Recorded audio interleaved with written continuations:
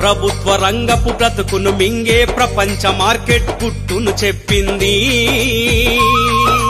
పాలన పేరుతో పీడన చేసే పెత్తందారుల కుట్రను తెలిపింది. ఏఐటియుసి జిందాబాద్, ఇన్క్విలాబ్ జిందాబాద్.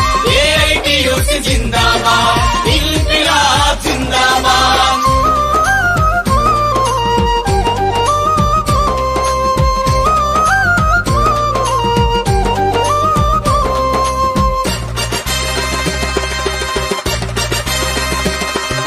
వలసల నాపుతూ పేదల కండగా ఉపాధి హామీ పథకము కోరింది. ఎర్రని జెండను భుజాన మోస్తూ సంక్షోభాలను సవాలు చేస్తుంది.